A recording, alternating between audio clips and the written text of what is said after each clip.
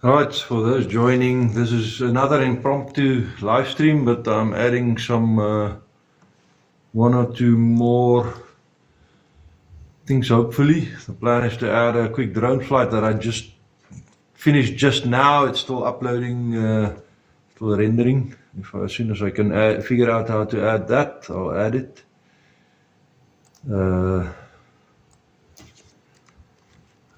So just give me a moment. It's either me being half prepared or nothing.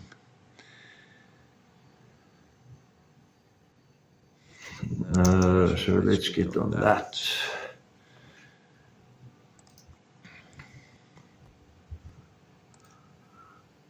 Okay.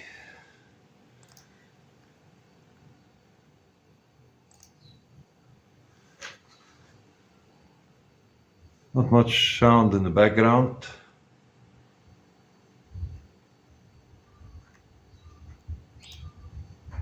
We've got that one going.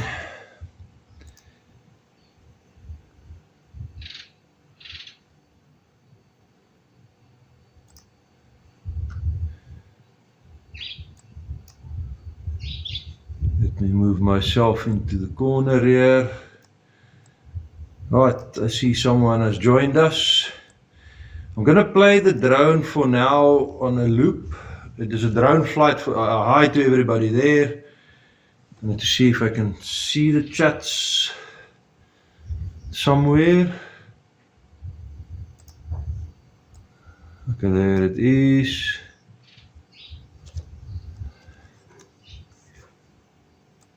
Not okay, there it is. Hi, Justin Johnson. Good evening. Worsdier Naantum, yours.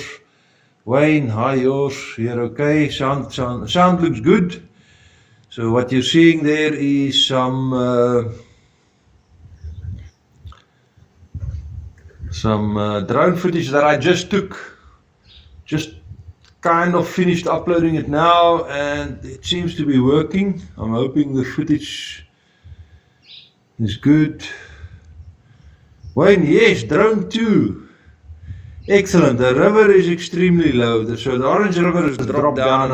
I'll get that up in a moment. The numbers on the river, I haven't even looked at it. I just know it's very low. As you can see there in the drone footage, it's very low. Rock banks where normally you can't see any rock banks.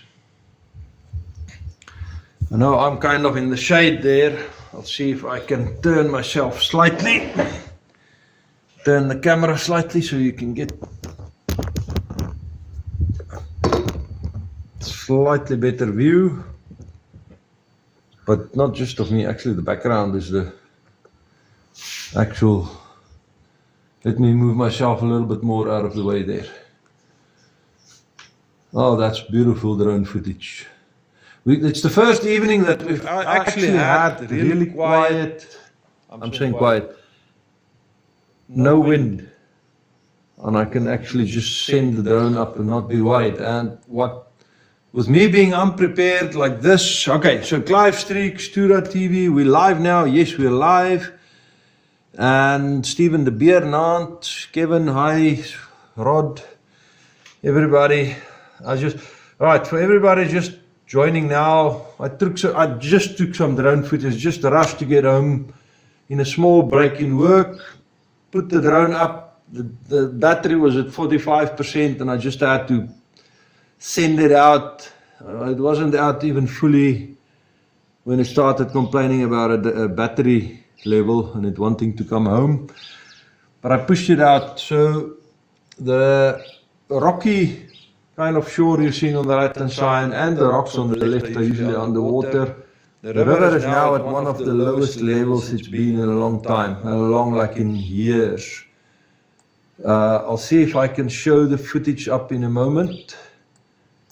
I have to do some stuff here before I can do that. Let me just see what I can do.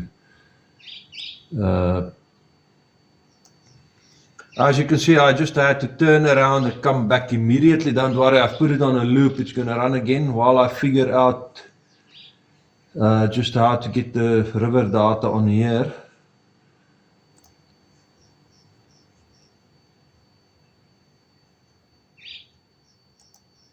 I will do that in a moment. Unverified data, Vaal Dam. We'll start with the dams and then move from there.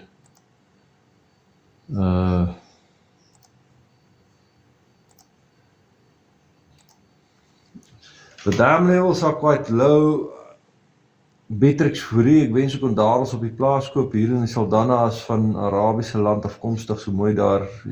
Jy het echo klank. Why do I have echo? Let me just see if I have a duplicate. Oh, okay, let me just, sorry, I'll figure that out. Okay, anybody want to let me know whether I've managed to get the duplicate sound away?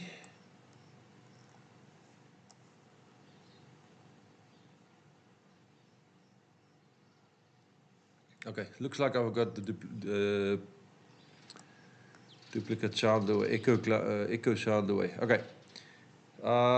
Beatrix, yeah. Usually if you get something from the Northern Hemisphere at this stage, it will be from the previous season's harvest. Stura, the Dutch use a lot of water, extreme amount of water per tree. There you see the drone coming back to me and Milo. It's complaining, but I'm going to send it up again. Anyway, the drone footage is going to loop around until I draw up the river. The Dutch use about 1,000 liters of water per tree per day during the summer and during the growing season when it's when fruit's growing. I know I'm kind of in the shade. I'll see if I can make it slightly better by turning the camera slightly. But I know you're just watching the drone footage anyway, so I'm not going to bother too much for now. And okay, Elmarie Helder, Kevin, fine, thanks guys for the feedback. Okay, let me just quickly, while you watch the drone footage, let me just quickly bring up the data about the river so we can just go through that quickly. That's the purpose of this. The load shedding starts in a little while. My laptop battery is going to go down. I need to add a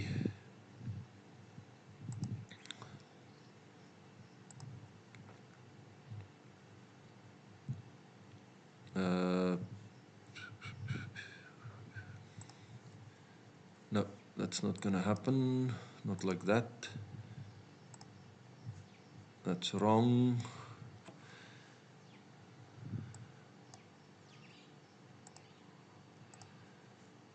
Oh, I haven't done YouTube stuff in a while. I can't remember exactly. Just a moment there. Add a window, existing window, create new, and that's the one. And okay, don't worry, we'll run through the drone footage and I'll just chat about it quickly in a moment again.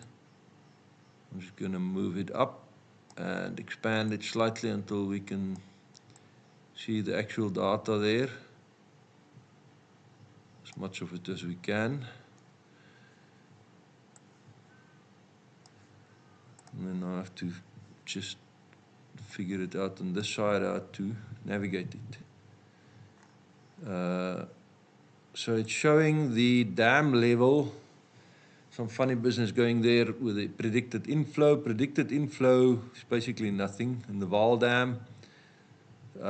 Sorry, I'm pushing it around, trying to see if I can.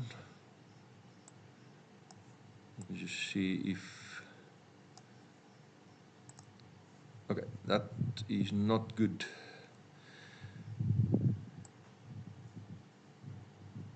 I need to make it...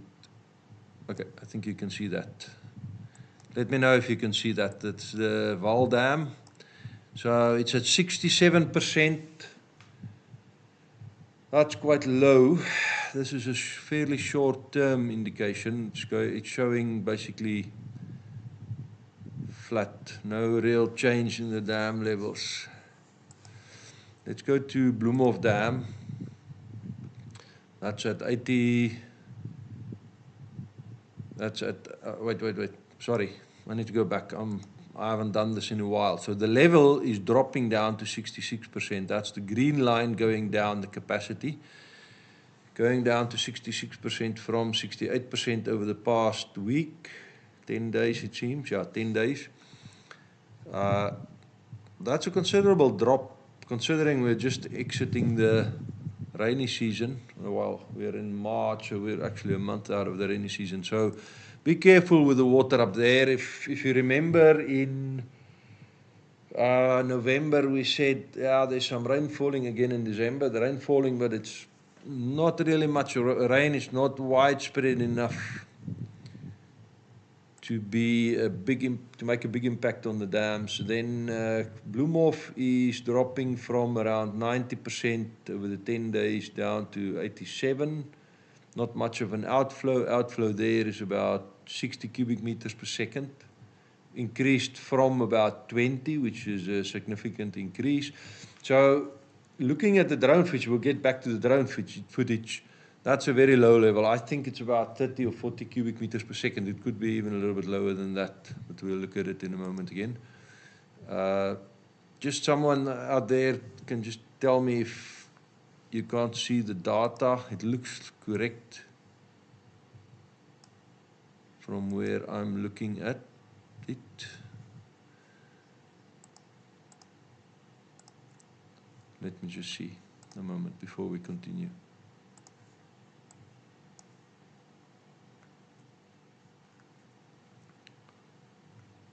Okay.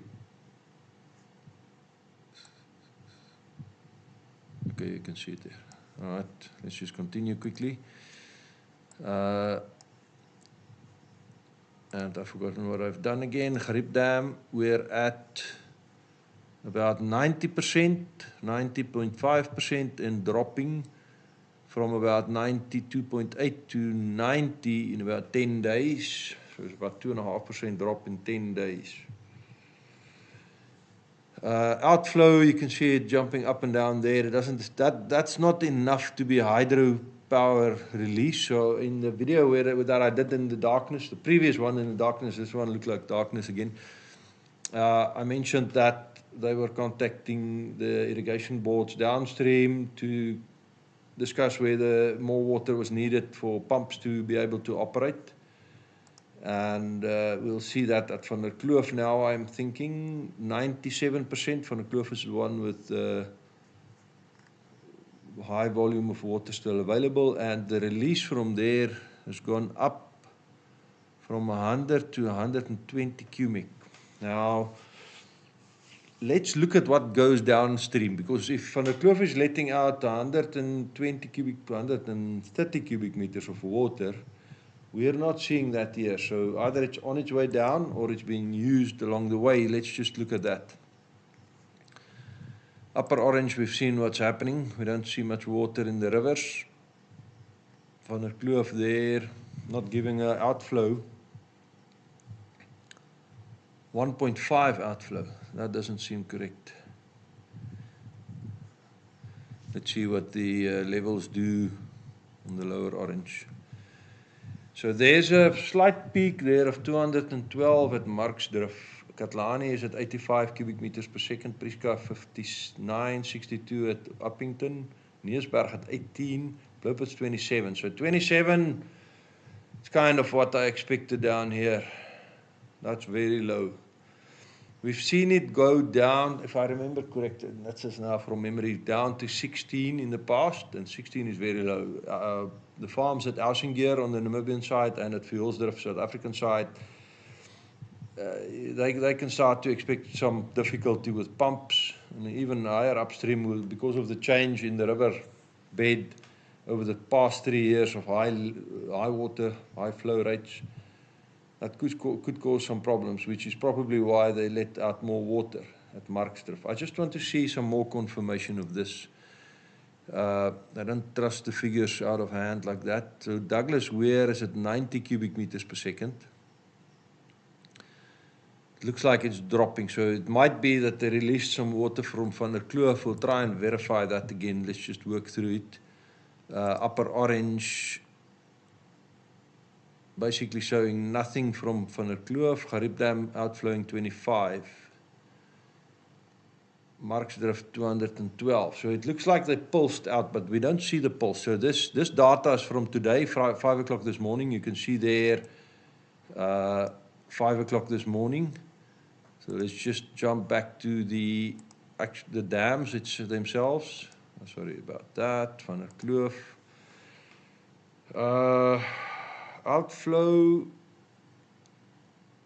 I don't see a jump up and down. It doesn't correspond. And this is also from the 6th of the 3rd today, 0827. Anyway, they don't seem to correspond.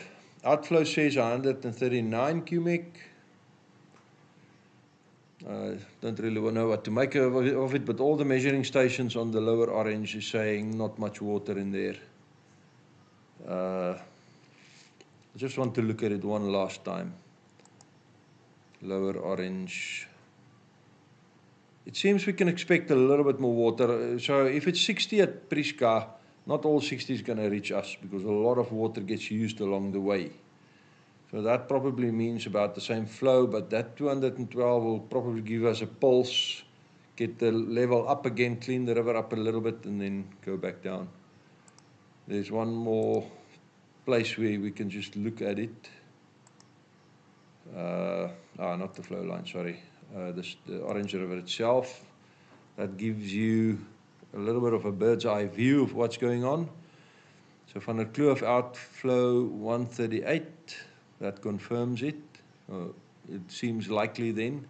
So we can expect the pulse. Marksdrift is down to 206, but this was yesterday. So from the 206, it's going to pulse a little bit higher still. This kind of confirms the river levels. We can quickly look at the weather.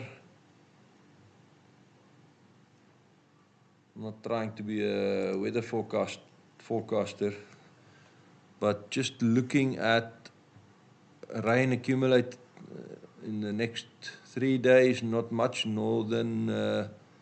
Northeastern part above Pretoria to the east of Pretoria, so more rains. In the next 5 days, not much. And in the next 10 days, Maputo is getting some rain. Not much in Natal, but some heavy rains in Maputo. Not much else to say. I know we can expect some very high temperatures over the next couple of days. Thursday is going to be higher, even higher on Friday. Saturday, some long-term forecasts from some professional forecasters predicting temperatures up to about 40, 44 I've seen predicted for us. And it's going to go high. Central part of the country is going to be really hot in the next couple of days. 42. Yeah, some high temperatures. Let's just see. Okay. Let's just get that down. Oh man, what am I doing here?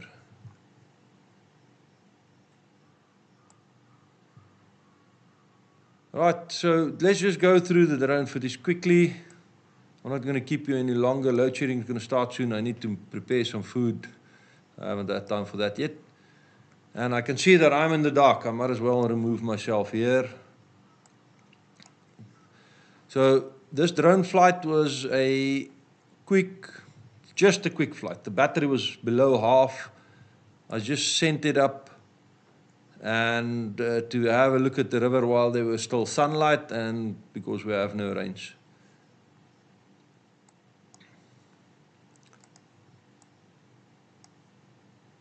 And I can see Edward, 27,000 palms bearing fruit times 1,000 liters per day. Yeah, Edward, work it out to cubic meters per second, and you'll see it's not that much. Because 1,000 liters per day, 27,000 palms.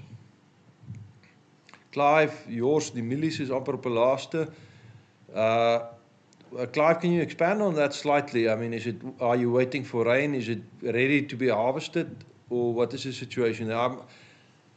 I've studied maize farming when I was in college, agricultural college, but I can't remember what the season is like. I mean, you use the rains of the summer season to grow, and then it should be ripening. Yeah, it should be ripening now, if I remember correct.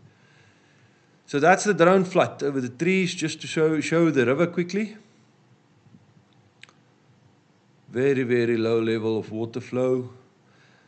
Some fishermen who's been trying recently has not had a lot of luck. The river's got a high Philippi Barentse evening going on. So the river is kind of green, got a greenish color. I haven't really been down to the river, I haven't had much time. And a professional fisherman told me that, asked me about the green. I couldn't answer him really. I don't know since when it's been here. Oh man, that's a beautiful scene. Tell me about something more beautiful than this drone flight footage. Anyway, we're gonna just finish that, and I have to prepare some food because load shedding is in about 25 minutes, and I don't have much time.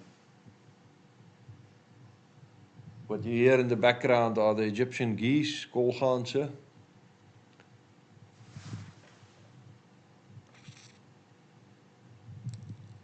So I flew the drone just upstream some distance. What you can see in the screen there, the rocky part, that's usually underwater. Some earlier videos where I showed fish was actually where the rocky parts are now. Not the ones on the far right, but on the right. So this flow rate is about, I'm thinking about 30 cubic meters per second. I haven't seen it this open since I've started working here in 2017, 2018. It hasn't been this low. Actually, probably in 2012, 2016 it was this low. Yeah, 2016, it was this low once. Clive near pivots, onder pivots, Rietrivier. Okay. So it's under pivots, but you're talking about them being getting close to being ready for harvest now. So not dry land farming, irrigation farming, different game. So as I'm coming with the drone, coming home with the drone, it's been insisting on coming home. I just have to cancel it every time, and then I just decided to come home because it was getting near the end of its battery. And I'm just going to dip down and have a quick look at some bunches on the trees. Hopefully the upload rate is good enough so you can see the bags. So the bunches are there with the bag over the bunch to protect it from birds and insects, and to catch the fruit that actually ripen and drop down. But the process is a hand picking process. And I think they might have gone around the first round in these trees, but they're still waiting to harvest these. So initially the fruit are yellow, and then they start to go brown as they ripen. At the yellow stage, there's a lot of questions about the yellow stage, root up stage, where you can actually eat it. The medjool is not really, well, I mentioned it in a video earlier. The yellow is not a good stage to eat the medjool at. It's got a frankish, dryish taste and texture. Anyway, that's the drone. Back to me and Milo. And let's see if we can bring me back into it just for one last moment before I go get some food. No, it's too dark. Should be me in the bottom right there. But it's really too dark. Let's just see if I can adjust the light. Oh, there you can actually see something. Oh, there. Okay, one last with a flash on. Too much. Anyway, it's been good having a chat with you guys. No more questions there. Come and hit the like button. Thanks, Wayne. Thanks. That's it for now. Time to prepare some food, and then time to get back to work. Still got some work to do. I'm Peter Beer, thanks. I'll see you guys on the next one. Cheers. Just gonna let that drone footage run with that outro.